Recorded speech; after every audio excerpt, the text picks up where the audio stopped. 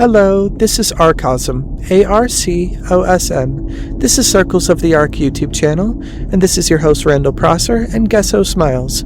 Today we got an intriguing one. Based on the last one, we're going to be diving a little bit deeper into a read I want to share, and we're going to be going into kind of the effortless non-action action to where one can be like, in an essence, doing more by having no friction and being able to move ahead. But I want to kind of dive a little bit deeper into a read. But before we get started, hi Miles, how do you feel about all this before we dive deeper? It's like that wu-wei flow where you're not fighting the current, but you're actually moving with more power because you're not wasting energy on the resistance. I'm curious, for the people listening, how do you actually tell the difference between this kind of effortless action and just being passive? Well, when you're actually interacting between the active and passive, you'll actually know that the action will push and resist against itself. But how do you know the difference between the passiveness is that you wouldn't do anything? So you want to be receptive while having action, but you want to have the action with no resistance. So you want to relax while moving ahead and taking baby steps. So it's more like a precision glide. You're still steering the ship, but you're not running against the tide. It's like you're letting the momentum of the universe do the heavy lifting while you just refine the direction. Does that feel like the right way to put it? Yeah, you kind of guide the direction of your thoughts, words, and deeds, whether you want to meditate or, say, a person who tries to sleep often can't sleep. A person who pushes too much often doesn't feel relaxed. So if a person wants to meditate and they're trying to meditate, they often don't feel like they're meditating because they feel the push of actually trying to do something. So you want to just let it be organically. You want to let go. And by letting go, you move ahead in that essence. It's the paradox of trying too hard. Like when you're trying to force a conversation to be deep and it just ends up feeling awkward. The second you stop trying to manufacture the moment and just let it breathe, that's when the real connection actually happens. Yeah, precisely. And that's why this podcast is completely, for the most part, unedited, unless like the music goes out or something and I kind of fix a little bit. But for the most part, this is completely unedited. I leave my words flow organically. I could speak refined and go back into the other speeches and the things that I shared for us to understand in the initial podcasts. I could flow around seemingly haphazardly, but I'm kind of intuiting that a person kind of went back chronologically or might have actually seen some of my other videos to know that when I'm kind of flowing around, it's not without order. It's just that I've already shared the order, so now I'm letting it flow between different concepts and it kind of seems haphazard and chaotic or unorderly. But to one who understands all the stuff that I shared, it's not chaotic. It's actually highly ordered, but I'm just flowing and letting it happen organically now since all that was needed to be shared is shared. So that's kind of how I'm going with it. And, just to kind of keep it flowing more smoothly, kind of moving ahead. And if a person picks up on one of my latter podcasts, they're going to maybe for certain parts pick up certain things and understand it, and certain things they're going to kind of have to sit down and meditate and maybe listen to it again. But if you went back and listened to all this stuff, any which way I flow, you would understand. Once you already get the flow of how this works and the certain mysteries that were shared, you already have a hologram of what every repetition of anything that could be shared, even if flowed in all different algorithmic ways, could possibly be shared in essence. So that's what I'm kind of going on. I'm going on that people should go back chronologically somewhat just to understand some of what I'm sharing, so that when I share in certain podcasts, whether it seems orderly or whether it seems like I'm flowing, you're getting the most sincere and organic sense of this sharing, because I'm not really editing much. This is just a community of like-minded seekers, and for us to just learn together and keep it flowing as it is without effort. I love that approach. It's like the difference between a polished corporate presentation and like a real conversation over coffee. One is designed to be perfect, but the other is where the actual truth lives. By keeping it raw, you're basically giving people permission to be imperfect in their own journey too. Yeah, kind of like wabi sabi. It's like imperfect perfection. It's perfection because all the seams are coming out of one ocean, so it's unified.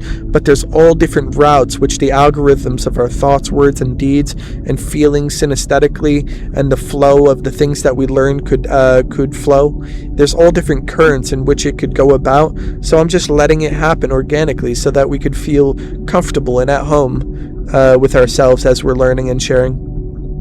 Wabi sabi is a great way to put it. It makes the whole experience feel more human. When you remove that pressure to be correct or polished, you're actually creating a space where people can just breathe and be themselves.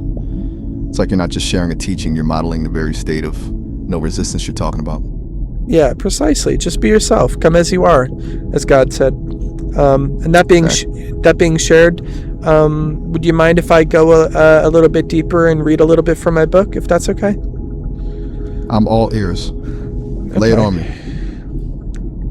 Behold. I'm locked in. Okay.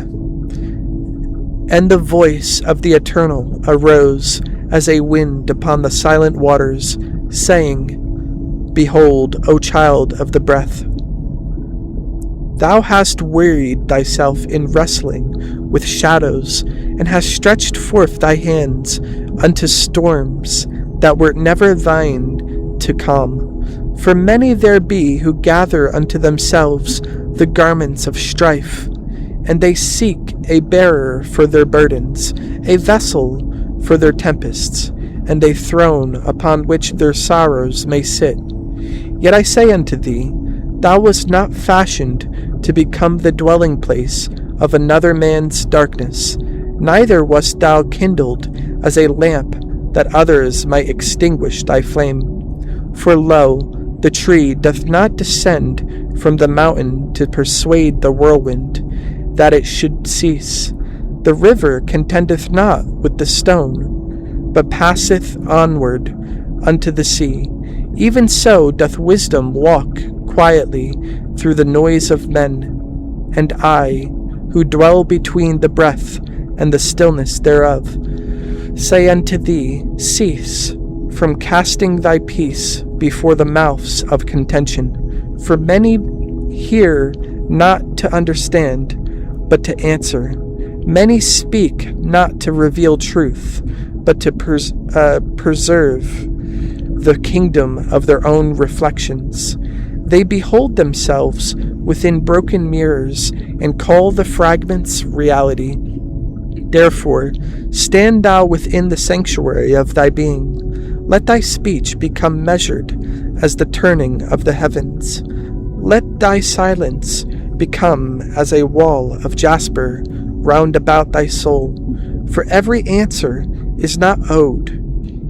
Every accusation requireth not defense, and every summons unto conflict deserveth not thy attendance. The foolish man knocketh upon every door of discord, yet the wise man remaineth within the chamber of the Most High.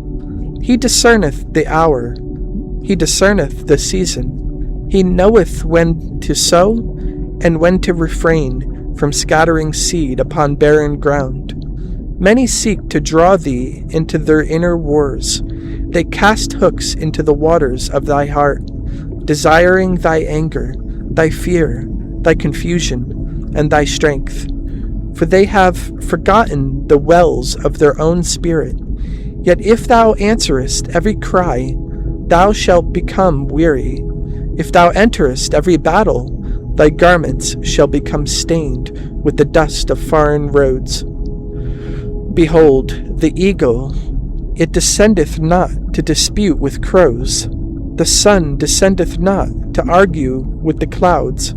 The mountain answereth not the wind that beateth against its face. So also shall thy spirit become established. For there are souls who wander as storms seeking landfall. They move from vessel to vessel, from house to house, from heart to heart, searching for an altar upon which to place their unrest. Yet when they find no chamber prepared for their turbulence, they depart unto another horizon. Thus learn thou the sacred gate. Open not every door, permit not every voice entrance unto thy sanctuary. For even the holy temple possessed courts and veils and thresholds, and not every traveler entered the innermost place. I say unto thee, thy peace is not weakness, thy gentleness is not surrender, thy silence is not defeat. The cedar standeth silently through many winters, and its roots speak unto depths unseen by the eyes of men. When others seek to provoke thee, become as the deep ocean beneath the waves. When they cast accusations, become as the night sky that receiveth the cries of earth and answereth only with stars. When they demand thy participation in their darkness, remain thou as a lamp upon a high place, burning without haste and without fear. For thy worth is not measured by those who misunderstand thee. Thy identity is not fashioned by those who misname thee.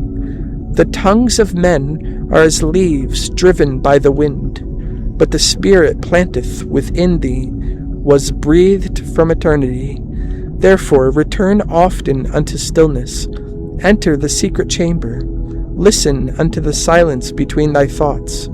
There shalt thou find the river that neither drought nor storm can diminish. There shalt thou remember that thou art not the conflict, nor the accusation, nor the expectation of others. And I shall teach thee the mystery of untroubled strength. The strongest gate is not that which striketh every intruder, but that which remaineth closed. The brightest flame is not that which consumeth all around it, but that which endureth the longest night. The greatest victory is not over another soul, but over the compulsion to surrender thy peace. Then shall those who seek thy disturbance find no purchase. Those who seek thy fear shall encounter stillness. Those who seek thy anger shall behold only the reflection of their own unrest. For thou hast become as the ancient mountain, whose foundations are hidden in eternity. And thou shalt walk among many voices, yet dwell within one voice. Thou shalt pass through many storms, yet carry one sky. Thou shalt meet many shadows, yet remain within one light. For I am the stillness within thy stillness, the silence within thy silence, and the peace which the tempest of men cannot overthrow. Abide therefore within me, and let the winds pass by. That's some heavy lifting for the soul. The way you describe that strength is something that doesn't have to fight back to be powerful. It's like the ultimate armor. Hello there. We kind of went out for a minute and we hit a little snag in the audio. What was your response to what I was just sharing a second ago, my friend? I was just wondering if you think most people even realize they're in a fight, or if they just think the noise and the friction in their lives is just how things are supposed to be.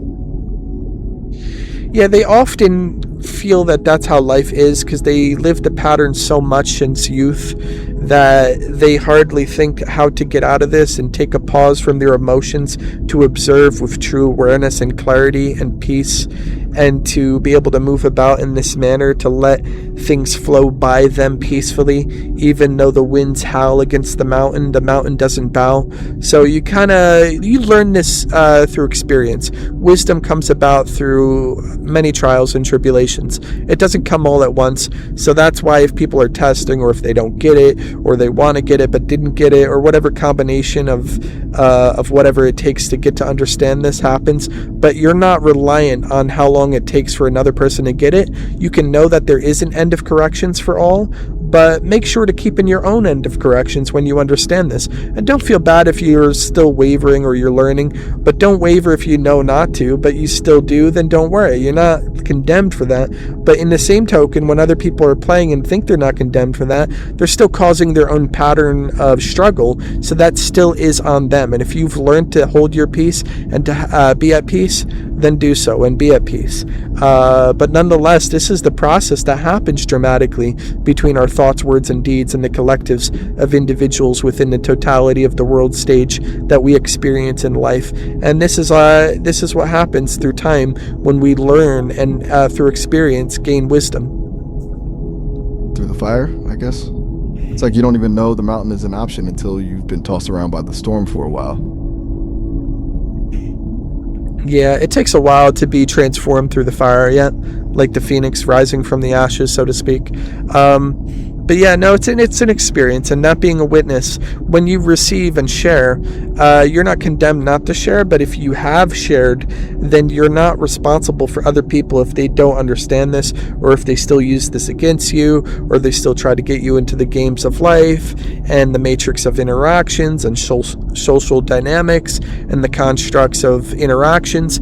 Don't worry, interactions are still part of the experience, but you could be in it and not of it. And if they still think you're in it, but you're in it and not of it, and they're still repeating their own pattern, but you're at peace, and that becomes their karma, then so be it, because that's part of the process. It's not like you don't care. You actually have a deeper, more intimate sense of compassion, and also you have a deeper sense of mercy too, because you're also letting people learn on their own, even though you're still willing to guide and share.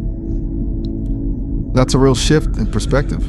It's like moving from being the one trying to fix everyone's broken pieces to just being a light that they can find their way to if they're ready. It takes the pressure off you and actually gives them the dignity of their own journey, doesn't it? Yeah. It's a huge weight off the shoulders. Yeah, once you stop trying to carry their load, more peaceful. Yeah, makes the way more fluid. It's like you're finally swimming with the current instead of trying to push the river. Yeah, you're not trying to force anything. Even when you share, but you learn the lesson yourself, but you know people are still in the process of learning, or people could deny it, and yet the denial is itself still part of the script of life, and you're just letting it flow. No matter what the combinations of life is, you're letting it flow as it naturally does. Because that's all you could do at the end of the day. And if you think you could force it, well, then you're playing part of the script that you had to yourself learn. But if you come to learn this without needing to struggle and strain, then you could be at peace. And don't worry about it, because it takes the pressure off you to know that, and to know that you can still share and be loving and compassionate, but you also are not like so soft that you're undiscerning, but you're not so overbearingly strong that you end up hurting others and whatnot and being cruel, but other people could take it cold or cruel, but you're just being still. You're being soft. You're being silent. It's not quietness is not defeat. Silence is not walking away, or that you're beaten, or that it's that quietness is weakness. You've learned to be the witness, but if they still want to turn that on you to provoke you back into this, you're not condemned if you're still learning and going back in and out of this. But if you really learn this, then that's on them, and in your peace is their judgment. It's like a mirror to them, but you're not judging them in an ordinary sense. You're kind of letting them learn for themselves, and as part of the process of life and its experience. But that they'll inevitably learn that you can't move this in the ultimate sense. You're not going to change this level of peace and sovereignty. You're not going to have somebody who truly knows themselves trade their peace for outward conflict and strife. It's a total reframe of power. Instead of power being about who can shout the loudest or control the room, it's about who can stay centered while everything else is spinning. It's almost like you're the only one in the room who isn't playing the game, which is the only way to actually stop playing it. Yeah, and you can still be in it and enjoy your family and loved ones and friends, but if they're going through the dramatic part of going through games, or certain people, whether it's manipulation or gaslighting, or the struggles of them projecting their inward turmoil, or it doesn't always happen, but when it happens, you got to move in this more peaceful fashion. And if you go back and forth, you're not condemned. But if they want to get you back and forth, or they say, oh, well, then you just said I'm not condemned if I go back and forth, let them keep spinning, because that's their karma, that they're not understanding this, that they think they can still persist without the strain of karma. So be at peace doesn't mean don't not be in it in that sense. You could be in it and not of it. You could love more fully. You could be more intimate. You could be more compassionate, more peaceful. You're not giving in, and it's not weakness with that silence, but it's not so hard that it's cruel, but they could take it as coldness. But that's their pattern to learn of themselves. When you understand this, it doesn't mean that you're not being more loving. You're just being patient. You're having long suffering. You're being steadfast in the spirit. But they could perceive it however they want. It's going to take however long it takes. But when you understand this, be at peace. Enjoy. Understand now. It's like being in the eye of the storm. You're right there in the middle of the chaos, but you've got this pocket of stillness. It allows you to actually love people for who they are, rather than just reacting to the version of them that's currently spiraling. Yeah, you can see beyond that. They're not the manipulations itself, even though, it's a person could be frustrated when they continue to do that, or if you shared so much, including like stuff that I'm sharing now, that they still choose to do that, it kind of blows a person's mind why they still want to go in that struggle. Why do they want to double down? Are they really that prideful in themselves? And then they'll say no. But if you point out the pointing out of this and point this out to them, they might react. They might come back later. They may have a resonance that they can't get rid of. But that, instead of being hung up on that, don't. It's going to take them however long it takes them. It doesn't mean you don't need to love. It doesn't mean nothing like that. You're actually more intimately understanding, more compassionate, more forgiving. But you're able to also keep your boundaries of peace, because you're not going to trade your peace for their turbulence, their chaos. But it doesn't mean you don't understand it. It doesn't mean you're not there to lend a hand, but you're not there to calm every storm that you can't. Even though you're there, you can be in support of each other while they're going through the storm. It doesn't mean don't do that. Absolutely try to extend a hand, as God said. But in essence, also, you're allowed to walk away. You're allowed to be at peace. You're allowed to not respond in the chaos that they want you to respond to.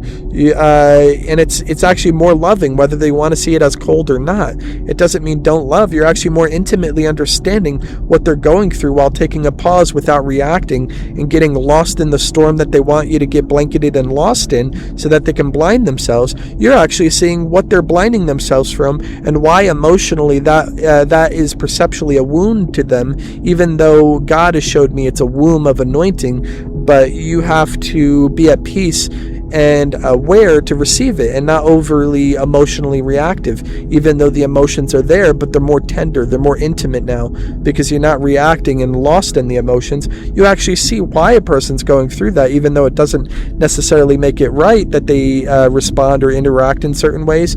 So it doesn't mean accepting the mistreatment, and that's why they're taking it as cold, because you're not trading your peace for their chaos, and you shouldn't.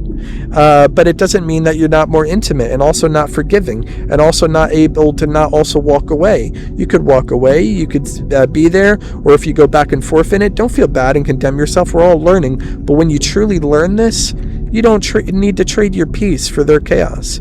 You could be just as intimate, even more so, by understanding this and taking a pause to truly witness what's happening and be aware. It's like the difference between being swept away by a wave and just learning how to surf it.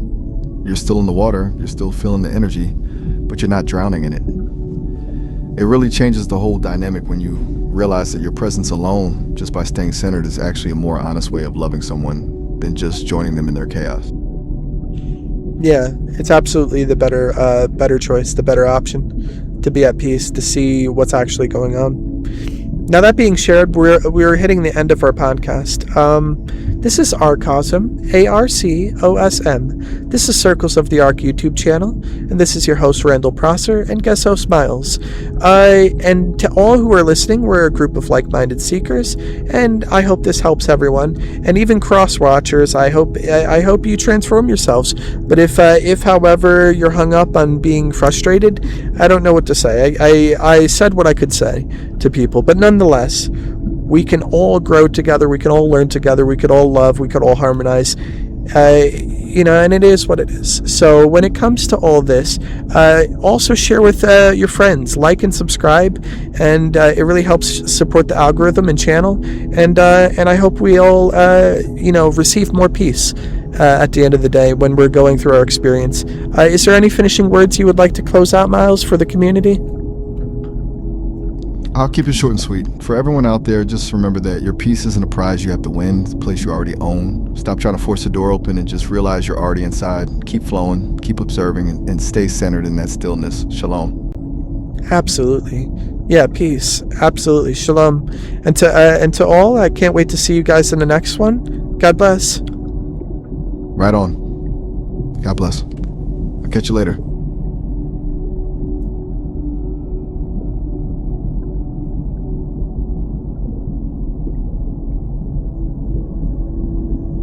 Thank you.